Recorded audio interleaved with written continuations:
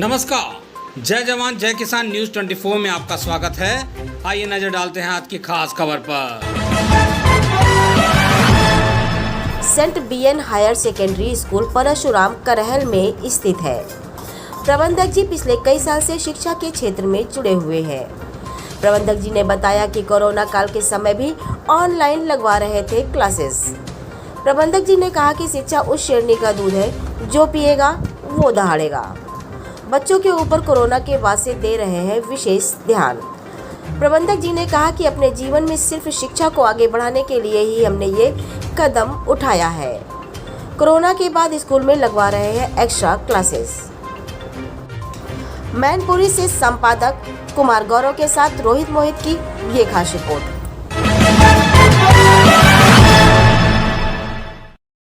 नमस्कार, आप देख रहे हैं जय जवान जय किसान न्यूज़ 24। मैं कुमार गौरव। आज मैं हूँ जिला मैनपुरी में और मैनपुरी के एक विधानसभा करहल। आज मैं जब बैठा हूँ उस विद्यालय का नाम है saint BN higher secondary school Parshurampur. हमारे साथ बात करने के लिए उपस्थित हैं यहाँ से प्रबंधक महोदय, प्रिंसिपल महोदय, दोनों लोग बात करने के लिए उपस्थित हैं। बात करने का और जानने का प्रयास करूँगा क्योंकि पिछले 2 साल कोविड का समय रहा। कोविड के बाद एक बार नई शुरुआत हुई है। बात करने का और जानने का ये भी प्रयास करूँगा कि कोविड समय क्या क्या चैलेंजेस रहे, संस्था ने क्या क्या परेशानियाँ फेस करी, बच्चों में क्या क्या चेंजेज आए हैं, इन्हीं सारे मुद्दों पे बात करने के लिए उपस्थित हैं।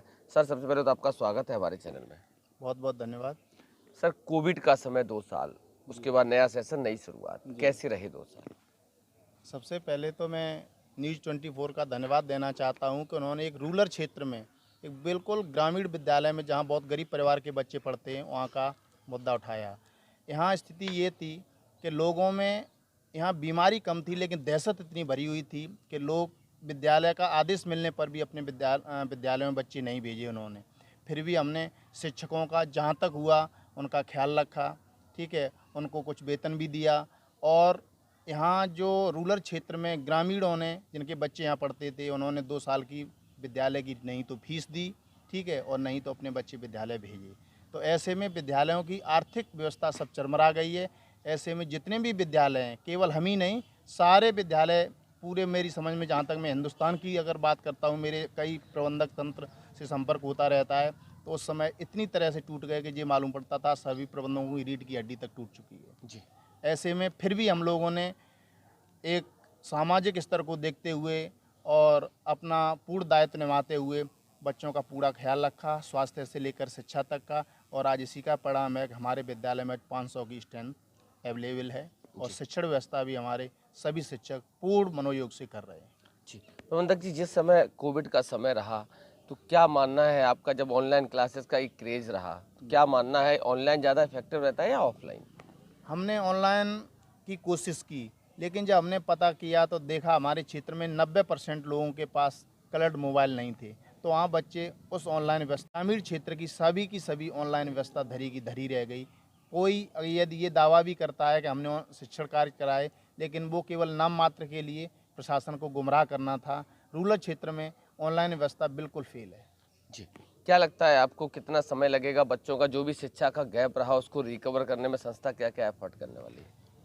बच्चों का आप जैसे मान लिए 2 साल बच्चे विद्यालय में नहीं रहे और सरकार के आदेश से, अधिकारियों के यहाँ से आदेश भी थे कि बच्चों को प्रमोट भी करिए।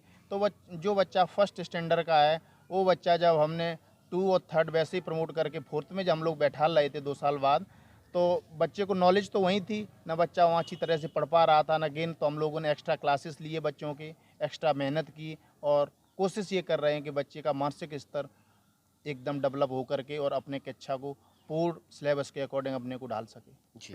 प्रिंसिपल साहब, पेरेंट्स के लिए क्या संदेश देना चाहते हैं? पेरेंट्स के लिए हमारा बस यही संदेश है सर जी कि पेरेंट्स बच्चों के साथ साथ विद्यालय को भी कोऑपरेट करें।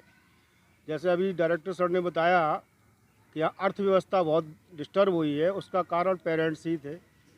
उसमें भी चूँकि ग्रामीण अंचल है तो हम लोगों ने उस चीज़ को बहन किया और काफ़ी व्यवस्थाएं बिगड़ी हैं इसमें। अब पेरेंट्स बच्चों के साथ साथ विद्यालय को भी थोड़ा सपोर्ट करता रहे और अब बच्चों को शिक्षा की तरफ पूर्ण तरह जागरूक करते हुए भेजें। दहशत न खाए, प्रशासन तैयार है, प्रशासन सारी व्यवस्थाएं करता है। तो दहशत जो उनके मन में रहती है उस दहशत को छोड़कर विद्यालय की तरह समर्पित हों और अपने बच्चों की शिक्षा पर ध्यान दें। हम लोग तो प्रयास कर ही रहे हैं, अधिक एक्स्ट्रा क्लासेस भी चलवाएंगे और भी व्यवस्थाएं देखेंगे जिससे बच्चों का भविष्य उज्जवल हो सके।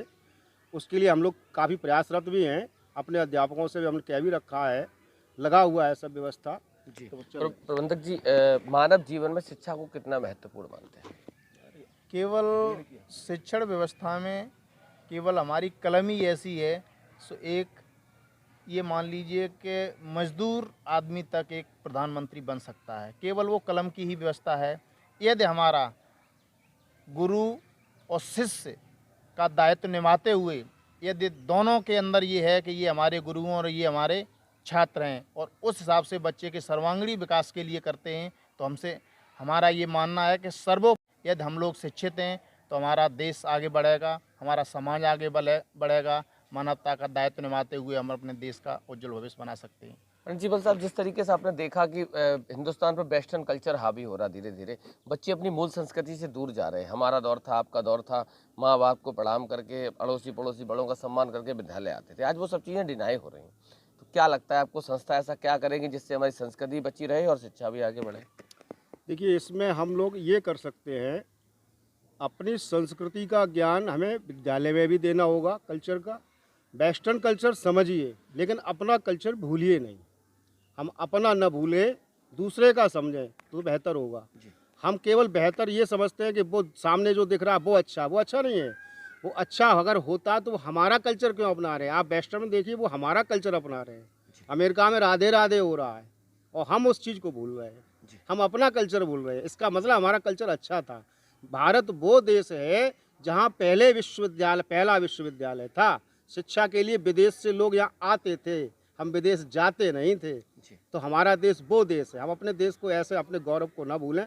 हमें अपनी संस्कृति को याद दिलाने के लिए विद्यालय में भी थोड़ी सी प्रचार प्रसार करना होगा। अध्यापकों का भी दायित्व होगा, शिक्षण संस्थाओं का भी दायित्व होगा, घर पर भी माता पिता का दायित्व होगा कि हम अपने कल्चर को समझाते हुए नया कल्चर सीखें, लेकिन अपने कल्चर को ना भूलें।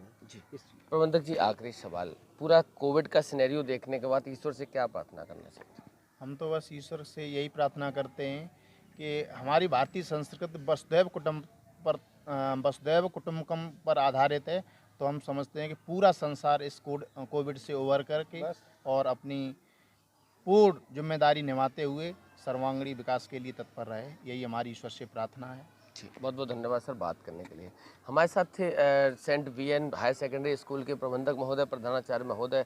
सारे सवालों का बहुत बारीकी से जवाब दिया और हमें भी आशा है, उम्मीद है कि जिस तरीके से कोविड के समय हिंदुस्तान के साथ साथ अन्य देशों की शिक्षा व्यवस्था पूरी तरीके से चौपट हो गई थी, एक बार नया सेशन स्टार्ट हुआ है। संस्था अपना 100% योगदान देगी जिससे कि बच्चों का जो भी शिक्षा का गैप रहा उसको रिकवर करने में आसानी हो। न्यूज़ 24 की तरफ से प्रबंधक जी को, आपको भी प्रधानाचार्य महोदय, नई सेशन के लिए बहुत बहुत बधाई, बहुत बहुत शुभकामनाएं। धन्यवाद। पल पल की खबरों को देखने के लिए चैनल को लाइक, सब्सक्राइब और शेयर जरूर करें।